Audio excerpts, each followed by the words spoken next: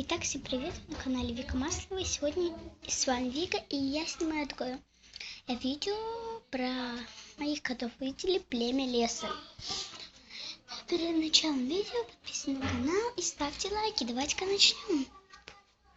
Здесь нарисована скала, солнце, в скале пещера, возле которой сидит кот ветра, дует ветер, солнце. А здесь лес, в котором стоит лесной кот.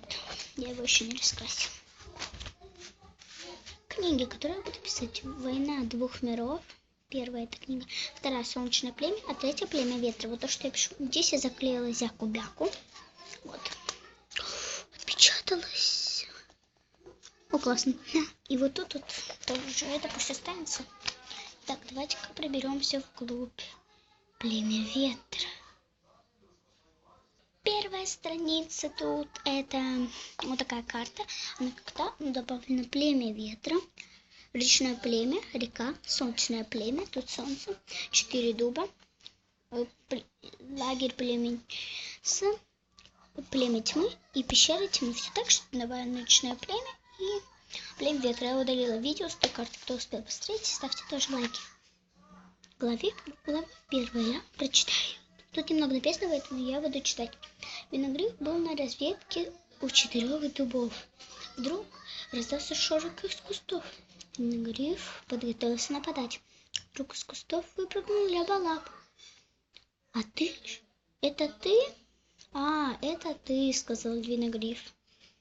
«Да, это я. А ты что тут делаешь?» — спросил Ряболап. «Я на разведке», — сказал Виногриф. «И я». И вот наступило утро, и Ряболап и Виногриф пришли в лагерь. В лагере встретили Змеезубка. В лагере они встретили Змеезубка. «Змеезубка, почему грустишь?» — спросил Ряболап. «На охоте добычу спугнули коты племени леса», — сказала Змеезубка. «Об этом знает Грозозвезд?» — спросил Ряболап. «Да», — ответила Змеезубка, — «у тебя кровь». Пошли к целителю. Но никаких «но». Глава 2.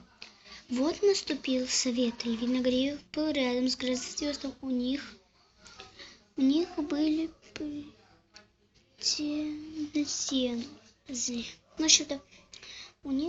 претензии. Закричал Виногриф.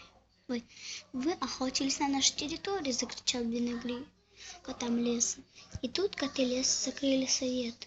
Но тут Грозозвезд остановил их. «Куда вы?» И они убежали. Тут совет прервался. Глава 3.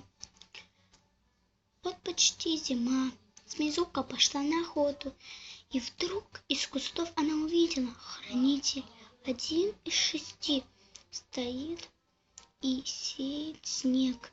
Во лбу камень лазурит. И вдруг ей пришло видение. Змеезубка упала. Она проснулась на скале. «Где я?» — спросила она. «Ты на моей скале», — сказал Грозозвезд. «Ступай в лагерь, но бегом!» — закричал Грозозвезд. И дальше идут хранители. Рассказ о хранителях, и потом продолжится книга. Первый хранитель, который успел: камень, лазурит. Стихия — вода. Нет, водопад. Сторона — добро. Является при торнадо. Ну вот, оружие. Вот это его оружие, это торнадо вылетает из его лба. Торнадо из воды. И вот так вот он выглядит. Это мой красивый самый кот. Вот. Я что-то имя хочу написать.